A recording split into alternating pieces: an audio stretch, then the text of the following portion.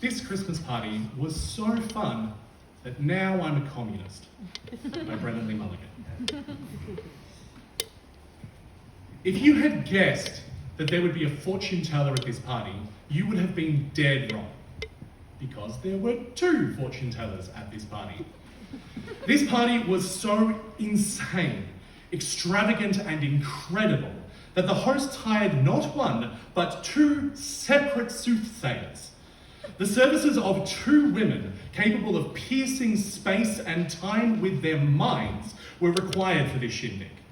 Next to one of the 3 fully stocked bars, there was a woman wearing a bird on her head who was reading palms.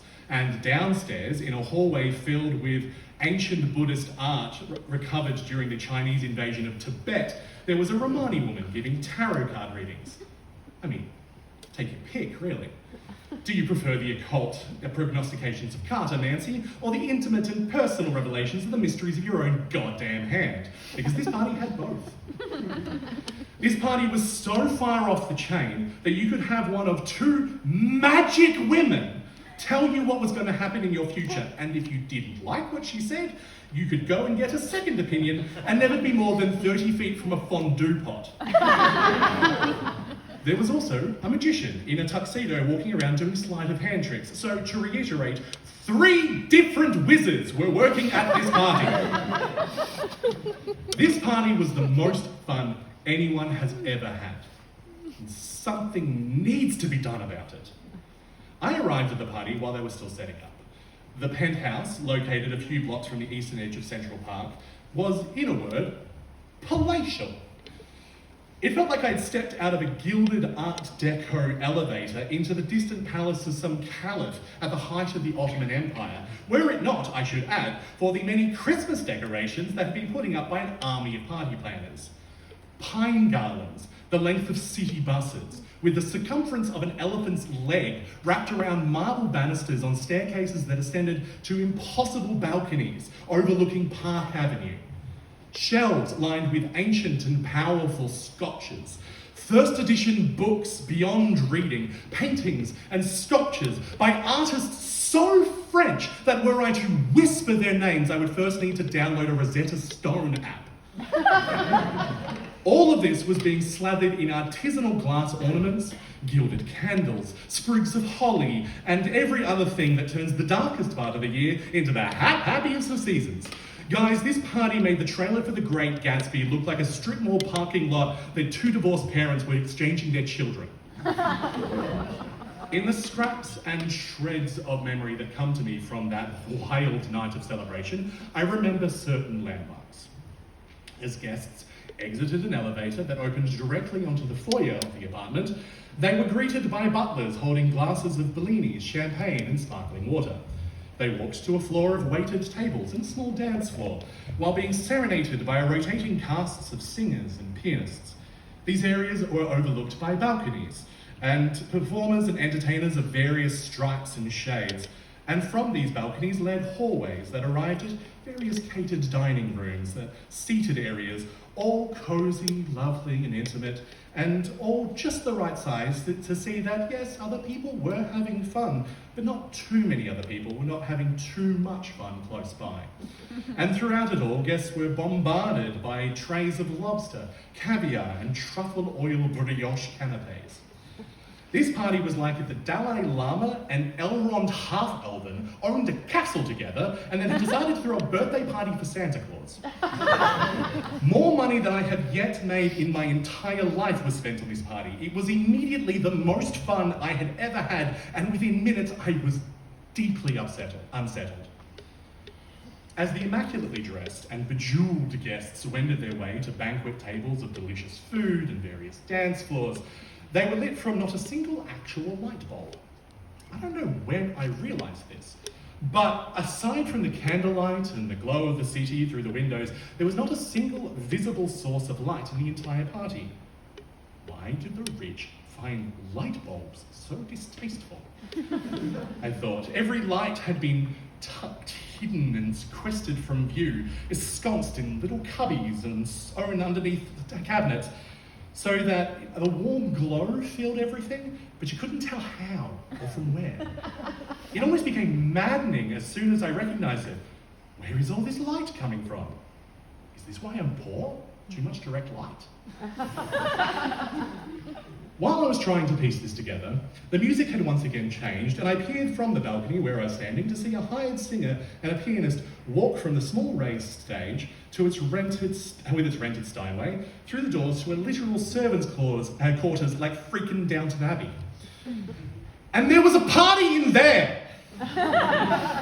A separate party for the people who were working at the first party. The performers, jugglers, soothsayers, and probably sex workers that had been hired by the host had a separate catering group attending solely to their needs. This party was so dope, it was spawning sub-parties to bolster the spirits of workers for what I'm calling the mother party. I ducked into the servants' quarters to discover that one of the singers had a day job at the New York Metropolitan Opera. The Christmas party was so great that one of the 16 people they had hired to sing in one of the rooms was a professional opera singer at the Met. I began to notice how many people were working at this party. There were the many performers and entertainers, and a fleet of photographers, separate from the gentlemen who were running a rented photo booth, which swarmed all night with beautiful young women immortalising their splendour. One such woman was photographed whilst Instagramming herself in front of a photo booth, which I think is how wormholes are formed. There were business staff, house staff, building staff, the host's personal and executive assistants, custodians and caterers, all of whom disappeared into grey hallways, designed to be ugly but also kind of invisible, in the place where the help disappeared to. When you're rich, you can afford to have entire sections of your house that you just don't go into. As I watched the quick, nervous movements of the help, I began to look at who was actually attending the party. I ate my free lobster and I furrowed my brow. These people probably don't even call it free lobster. They probably just call it lobster. I watched the beautiful children of the rich mingle and converse. Young, gay men, so fabulous that I couldn't even tell you the most basic elements of what they were wearing. Possibly a fabric, maybe not. Could have been a ceramic, I just don't have the facts. Some young Ivy League dudes, pupating senators and ambassadors. The young women were gorgeously dressed, adorned in jewels, and so beautiful that they seemed photoshopped in person. It would be so easy to write them off as airbrushed debutantes as vapid, but they weren't. They all had sharp, predatory eyes and laughed quickly and with a fierce intelligence. They were ubermenschs, as much the daughters of their bloodthirsty corporate fathers as their supermodel mothers. These stunning women would spend the rest of their ball-gowned lives handing out their father's likely ill-gotten money to worthy charities and going to parties just like this one. From a distance, it was hard to tell the mothers and daughters apart. Rich women don't age, they just desiccate. Their jewellery, hair, gowns, even their posture and attitude all stay exactly the same as their elegant, somewhat more humoured daughters. A rich young woman and a rich old woman standing next to each other kind of look like a snake that's recently shed its skin. The old men were by far the most diverse bunch. Old billionaires wear whatever the fuck they want. One man wore a maroon velvet three-piece suit and a paisley cravat, and he must have been sweating in it, but I couldn't tell because he had doused himself in a cologne that I'm going to call 1,000,000,000,000,000 different kinds of fruit by Calvin Klein. There were two shaven-headed men of Caucasian descent wearing black hakama robes and some kind of pendants. They had white socks and sandals, and from the way people were bowing to them, I'm guessing there were some kind of religious officials, but I can't quite be sure. Whatever faith they practiced, it wasn't Christianity, Judaism, Islam, Buddhism, Hinduism, Sikhism, Baba'i, Taoism, Shinto, Confucianism, Voodoo, Wicca, or the Dreamtime faith of the Aboriginal shamans. If I had to guess, I would say they were either members of the Illuminati, or we were living in the Matrix and they were priests from the remaining human city in the real, actual world. I don't know what religion they were from. Do we get why that's scary? Aside from the fact that the vast chunk of my education was centered on world religions and mythology, religions really, really want you to know about them. That is their whole business model. They tell you why things are the way they are, and then you give them money. So the fact that there's a religion out there that I'm too poor to know about is deeply troubling. These rich old billionaires were the kindest, sweetest old gents.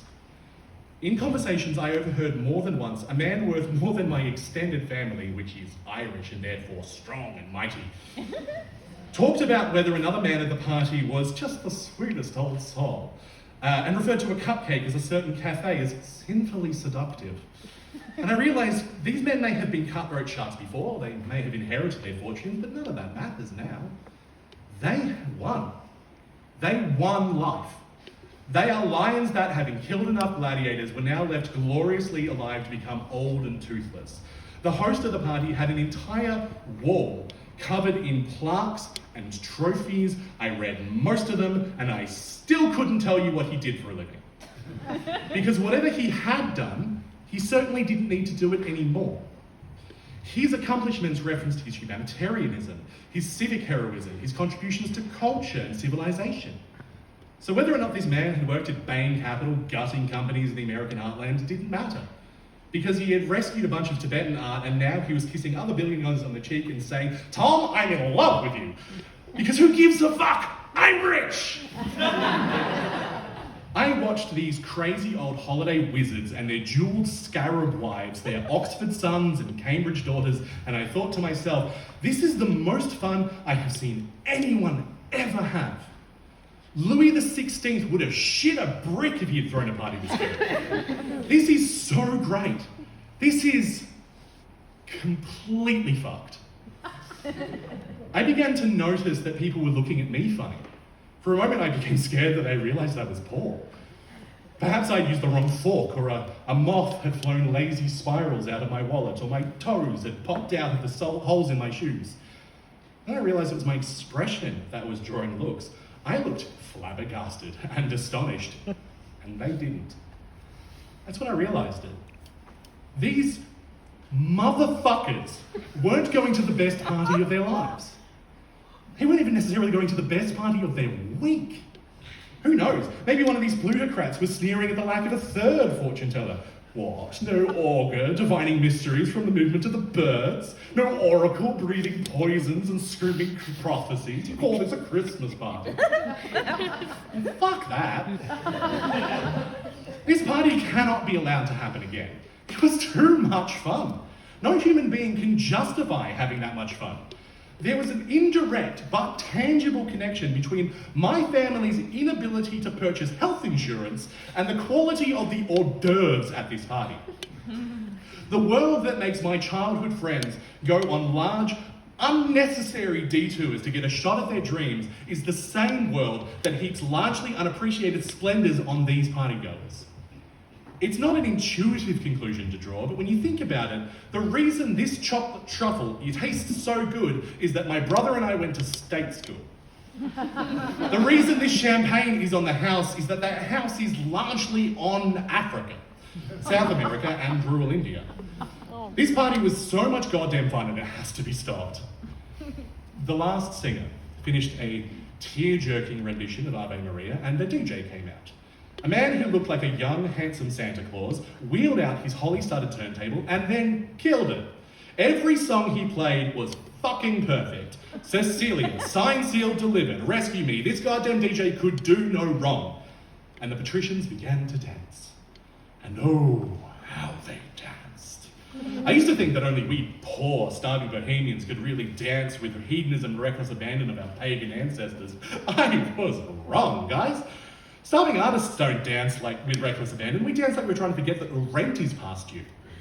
We dance to sweat off that last box of Annie's mac and cheese. We dance to trick the endorphins into healing our tired, unkept bodies. The rich, however, dance as if possessed by Pan himself. The young and old alike gyrated, wiggled and bounced like they had not a care in the world.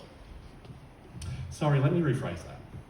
The young and old alike gyrated, wiggled and danced because they had not a care in the world. And it was magical. Every face beamed with glorious jubilation. I saw 5 separate people fall in love that night, and I know it's going to work, because that's how good of a party it was. It was the most magical night I have ever witnessed, and so help me God, I will toil unyieldingly to ensure it never happens again. For the brief moment I surveyed the upper balcony, the host and his wife smiled gaily, singing along and dancing. They looked so serene, so happy. And I saw the host turn and start handing out tip money to the staff. $50 bills fly from his fingers into the waiting hands of an army of party workers. And they thanked him for his kindness. And he was kind. Perhaps there was some kind of justice to all this that I, as the malnourished, hayseed child of the working poor, could not fully comprehend. The caterers left the ball, and the DJ stopped. That's when I noticed that while the dance party had been happening, a Pinkberry and a Waffles and Dingus had opened inside the penthouse.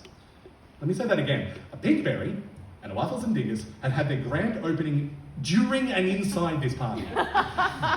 2 miniature satellite restaurants with mobile service stations serving free food staffed by uniformed employees with their full assortment of products have sprouted up in the span of 10 minutes. For every fortune teller at this party, there was a restaurant at this party. And the choir sang, and the people ate, and the champagne flowed, and the 2 fortune tellers ordered extra Nutella on their waffles and dingers. And the velvet suit fruit man hugged a young gay boy wearing a scarf with the whole Bhagavad Gita printed on it, and he whispered, "We are never, ever going to die." In that moment, I knew that I would never again experience a party this fun. Because the next time I was at a party this fun, I would be burning it to the ground, holding high the banner of the revolution. Merry Christmas, Happy New Year, fight the power.